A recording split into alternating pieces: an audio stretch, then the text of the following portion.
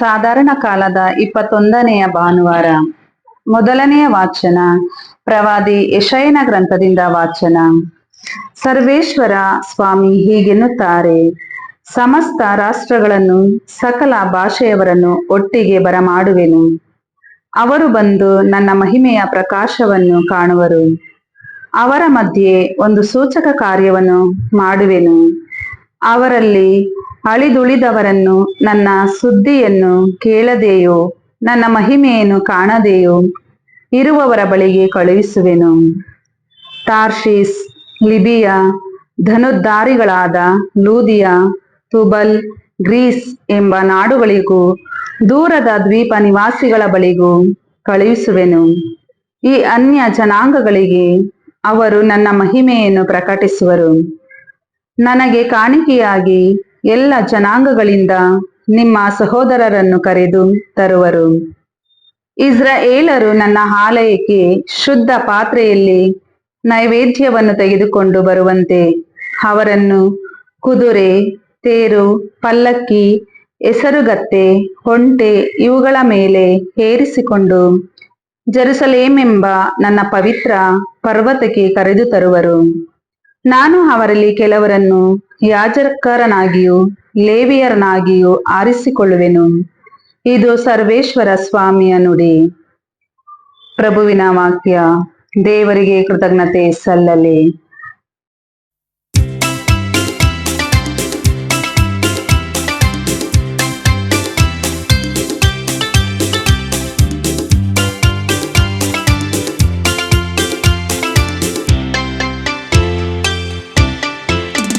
ನೀವು ವಿಶ್ವದ ಎಲ್ಲೆಡೆ ನನ್ನ ಹೆಸರಿನಲ್ಲಿ ಶುಭ ಸಂದೇಶವನ್ನು ಹೋಗಿ ಸಾರಿರಿ.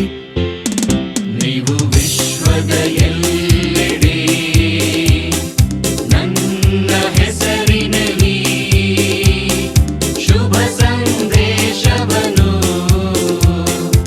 ಹೋಗಿ ಸಾರಿರಿ.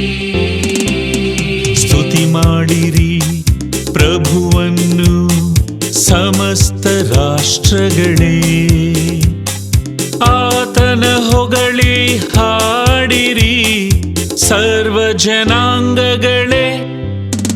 ನೀವು ವಿಶ್ವದ ಎಲ್ಲೆಡೆ ನನ್ನ ಹೆಸರಿನಲ್ಲಿ ಶುಭ ಸಂದೇಶವನ್ನು ಹೋಗಿ ಸಾರಿರಿ.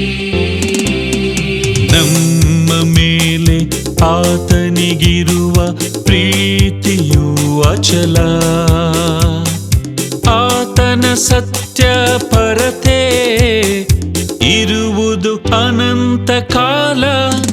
ನೀವು ವಿಶ್ವದ ಎಲ್ಲೆಡೆ ನನ್ನ ಹೆಸರಿನಲ್ಲಿ ಶುಭ ಸಂದೇಶವನ್ನು ಹೋಗಿ ಸಾರಿರಿ.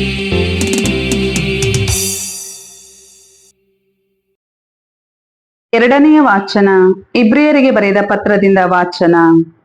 ಸಹೋದರರೇ, ಮಕ್ಕಳಿಗೆ ಹೇಳುವಂತೆ ದೇವರು ನಿಮಗೆ ಹೇಳಿರುವ ಎಚ್ಚರಿಕೆಯ ಮಾತನ್ನು ನೀವು ಮರೆತು ಬಿಟ್ಟಿರೋ. ಸುಕುಮಾರ ಸರ್ವೇಶ್ವರ ಕೊಡುವ ಶಿಕ್ಷೆಯನ್ನು ತಾತ್ಸಾರ ಮಾಡದಿರು. ಅವರು ನಿನ್ನನ್ನು ದಂಡಿಸುವಾಗ ಧೈರ್ಯಗೆಡದಿರು. ಸರ್ವೇಶ್ವರ ತಾವು ಪ್ರೀತಿಸುವವನನ್ನು ಶಿಕ್ಷಿಸುವರು, ತಮಗೆ ಮಗನೆಂದು ಬರಮಾಡಿಕೊಳ್ಳುವವನನ್ನು ದಂಡಿಸುವರು. ಶಿಸ್ತಿಗಾಗಿ ಶಿಕ್ಷೆಯನ್ನು ಸಹಿಸಿಕೊಳ್ಳಬೇಕು. ದೇವರು ನಿಮ್ಮನ್ನು ಮಕ್ಕಳಂತೆ ನೋಡಿಕೊಳ್ಳುತ್ತಾರೆ. ತಂದೆಯಿಂದ ಶಿಕ್ಷೆಯನ್ನು ಪಡೆಯದ ಮಗನಿದ್ದಾನೆ. ಯಾವ ಶಿಕ್ಷೆಯಾದರೂ ತಕ್ಷಣಕ್ಕೆ ಸಿಹಿಯಾಗಿರದೆ ಕಹಿಯಾಗಿಯೇ ಇರುತ್ತದೆ. ಹೀಗೆ ಶಿಸ್ತಿನ ಕ್ರಮಕ್ಕೆ ಒಳಗಾದವರು ಮುಂದಕ್ಕೆ ನ್ಯಾಯ ನೀತಿಯನ್ನು, ಶಾಂತಿ ಸಮಾಧಾನವನ್ನು ಪ್ರತಿಫಲವಾಗಿ ಪಡೆಯುತ್ತಾರೆ. ಆದ್ದರಿಂದ ಜೋತು ಬೀಳುವ ನಿಮ್ಮ ಕೈಗಳನ್ನು ಮೇಲೆತ್ತಿ, ಕುಸಿದು ಬೀಳುವ ನಿಮ್ಮ ಮೊಣಕಾಲುಗಳನ್ನು ಚೇತರಿಸಿಕೊಳ್ಳಿ. ನೀವು ಹಿಡಿದಿರುವ ಹಾದಿಯನ್ನು ಸರಿಪಡಿಸಿಕೊಳ್ಳಿ. ಆಗ ಕುಂಟುವ ಕಾಲು ಉಳುಕದೆ ವಾಸಿಯಾಗುತ್ತದೆ. ಪ್ರಭುವಿನ ವಾಕ್ಯ. ದೇವರಿಗೆ ಕೃತಜ್ಞತೆ ಸಲ್ಲಲಿ. ಘೋಷಣೆ. Alleluia, alleluia. ಮಾರ್ಗವು ಸತ್ಯವೂ ಜೀವವೂ ನಾನೇ. ನನ್ನ ಮುಖಾಂತರ ಬಾರದ ಹೊರತು ಯಾರು ಪಿತನ ಬಳಿಗೆ ಬರಲಾರರು. ಅಲ್ಲೆಲುಯ. ಲೂಕನು ಬರೆದ ಪವಿತ್ರ ಶುಭ ಸಂದೇಶದಿಂದ ವಾಚನ. ಆ ಕಾಲದಲ್ಲಿ ಯೇಸು ಊರೂರುಗಳಲ್ಲೂ ಹಳ್ಳಿಗಳಲ್ಲೂ ಉಪದೇಶ ಮಾಡಿಕೊಂಡು ಜೆರುಸಲೇಮಿನಿಂದ ಪ್ರಯಾಣ ಮಾಡುತ್ತಿದ್ದರು. ಆಗ ಒಬ್ಬನು, ಪ್ರಭು, ಜೀವೋದ್ಧಾರ ಹೊಂದುವವರು ಕೆಲವರು ಮಾತ್ರವೋ ಎಂದು ವಿಚಾರಿಸಿದನು.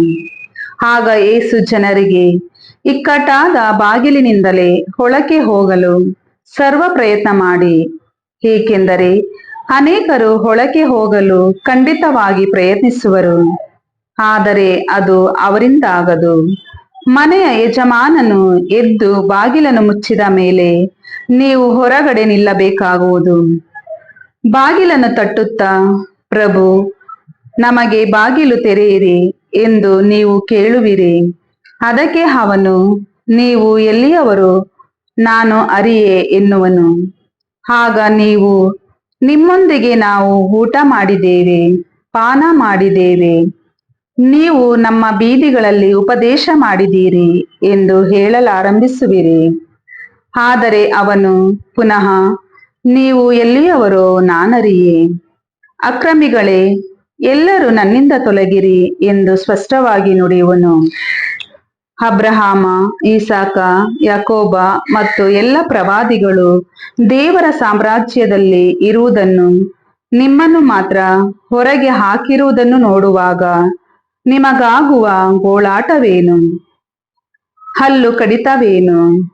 ಚತುರ್ದಿಕ್ಕುಗಳಿಂದಲೂ ಜನರು ಬಂದು ದೇವರ ಸಾಮ್ರಾಜ್ಯದ ಹಬ್ಬದೂಟದಲ್ಲಿ ಭಾಗಿಗಳಾಗುವರು. ಹೀಗೋ, ಕಡೆಯವರಲ್ಲಿ ಕೆಲವರು ಮೊದಲಿಗರಾಗುವರು, ಮೊದಲಿಗರಲ್ಲಿ ಕೆಲವರು ಕಡೆಯರಾಗುವರು ಎಂದರು. ಪ್ರಭುವಿನ ಶುಭ ಸಂದೇಶ. ಕ್ರಿಸ್ತರೇ, ನಿಮಗೆ ಸ್ತುತಿ ಸಲ್ಲಲಿ.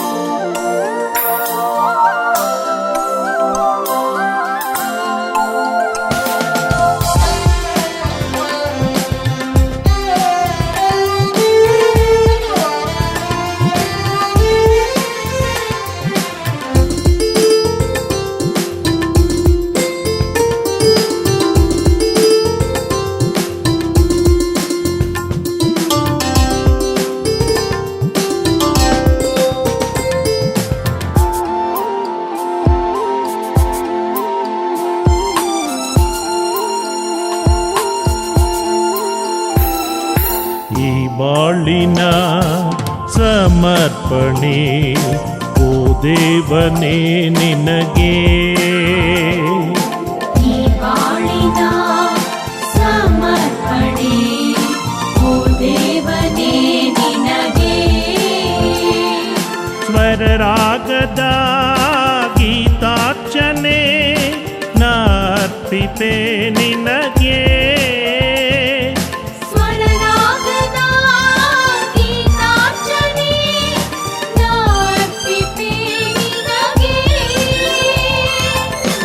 ಬಾಳಿನ ಸಮರ್ಪಣೆ ಓ ದೇವನೇ ನಿನಗೆ.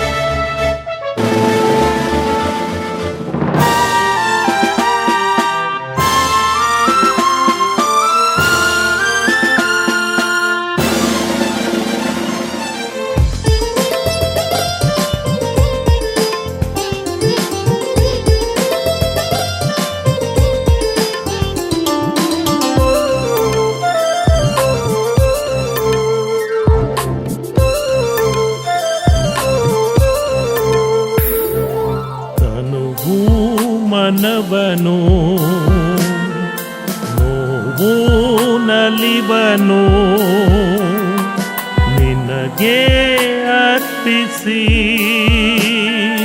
ನಿನ್ನ ನಮಿಸುವೆ. ತನುವು ಮನವನು ನೋವು ನಲಿವನು ನಿನಗೆ ಅರ್ಪಿಸಿ ನಿನ್ನ ನಮಿಸುವೆ. ಅರಸೋ ಜೀವನ ಮಾಡು ಪಾವನ. ಅರಸು ಜೀವನ ಮಾಡು ಪಾವನ. ಆದರಿಸು ನನ್ನ ನೀ ಹರಸು. ಆದರಿಸು ನನ್ನ ನೀ ಹರಸು.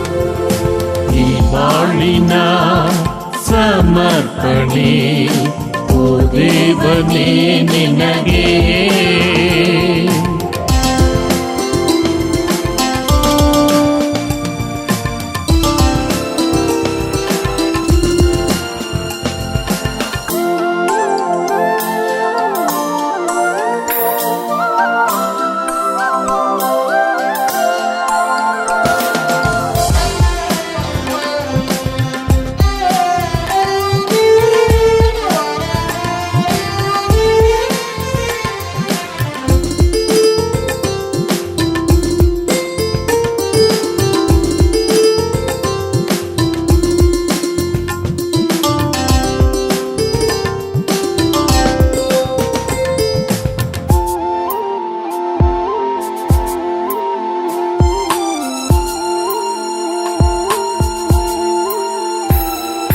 ರೊಟ್ಟಿ ರಸವನು ಹೂವು ಫಲವನು ನಿನಗೆ ಅರ್ಪಿಸಿ ನಿನ್ನ ನಮಿಸುವೆ. ರೊಟ್ಟಿ ರಸವನು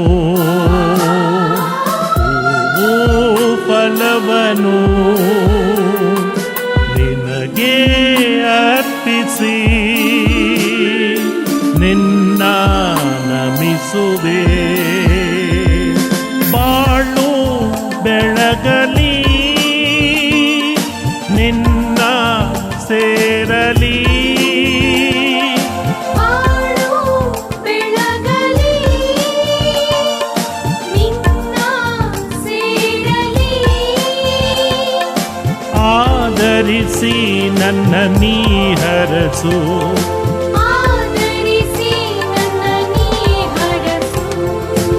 ಈ ಬಾಳಿನ ಸಮರ್ಪಣೆ ಓ ದೇವನೇ ನಿನಗೆ.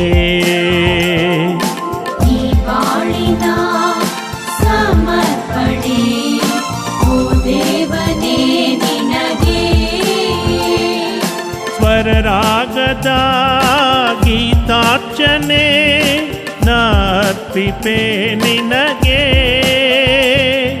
ಸ್ವರರಾಗದ ಗೀತಾರ್ಚನೆ ನಾರ್ಪಿಪೆ ನಿನಗೆ. ಈ ಬಾಳಿನ ಸಮರ್ಪಣೆ ಓ ದೇವನೇ ನಿನಗೆ. ಈ ಬಾಳಿನ ಸಮರ್ಪಣೆ ಓ ದೇವನೇ ನಿನಗೆ.